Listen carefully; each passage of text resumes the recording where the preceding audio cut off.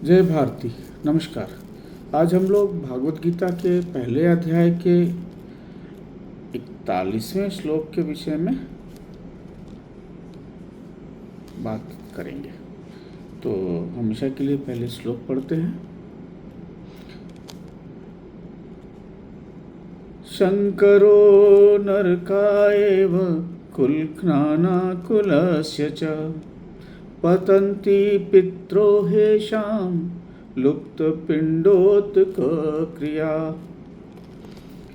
कि अवांछित संतानों की वृद्धि से जो जिनको वर्ण शंकर कहा गया है, शंकर जो दो विभिन्न वर्णों के कारण जो बच्चों का जन्म होता है, तो उन अवांछित संतानों की वृद्धि से निश्चय ही परिवार के लिए और परंपरा के लिए को नष्ट करने वाली ये साबित होंगी और जीवन जो है समाज का वो नारकीय हो जाएगा।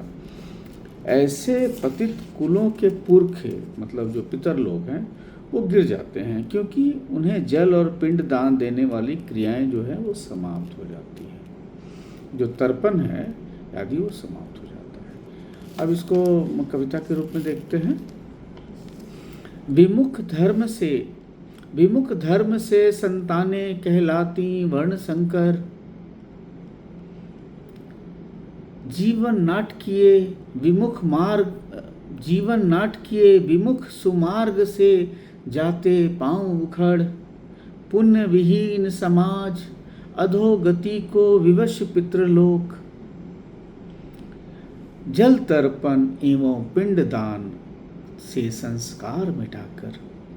फिर से पढ़ते हैं इसको। विमुख धर्म से संतानें कहलाती वर्ण संकर, जीवन नाटकीय विमुख सुमार्ग से जाते पांव उखड़, पुण्य विहीन समाज अधोगति को विवश पितृलोक, जल तर्पण एवं पिंडदान से संस्कार मिटाकर।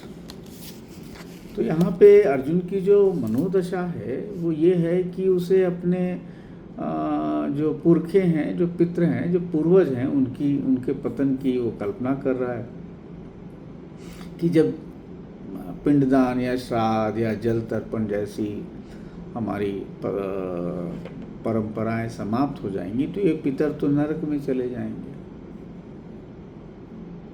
अच्छा, इसके अंदर अपराध बोध भी आ रहा है और थोड़ा सा कर्मकांड के विषय में भी आ रहा है कि भाई इसके कारण बड़ा दिक्कत है ना। उसका हृदय जो है वो भावुक हो गया है और इसलिए वो इसमें ज़्यादा आ रहा है कि इससे उसको लग रहा है कि वो समाज के जो पुरानी परंपराएं चली आ रही हैं वो उसको नष्ट करने वाला है, इसलिए वो ये युद्ध नहीं चाहता। अभी उसको थोड़ा सा जो कर्मकांड सामाजिक वाली चीज़ें हैं उस पर ज़्यादा मोह आ गया है, मतलब कर्मकांडी बन रहा है। कर्मकांड गलत नहीं है, बट कर्मकांडी बनना कठोरता के साथ तो गलत है।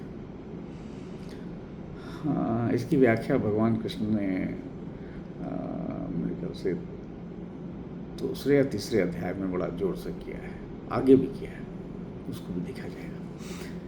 तो